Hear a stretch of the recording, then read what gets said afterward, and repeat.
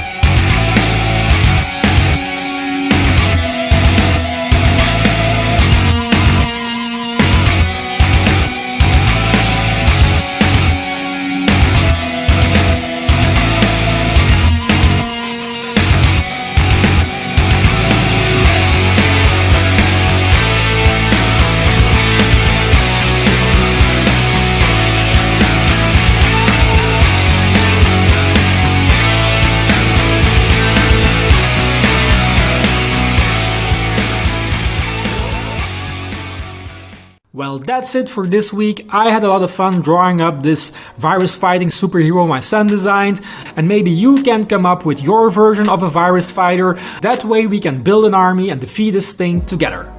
If by any chance you liked this video, hit the like button, subscribe if you aren't already, and hit the bell to be notified when I put out new videos. It's every Friday, a great way to start the weekend. And if you know somebody in your surroundings, a family member or a friend who would like to see these kinds of videos as well, please don't hesitate to share. That wraps up this week's video. We will see each other again next Friday. Bye!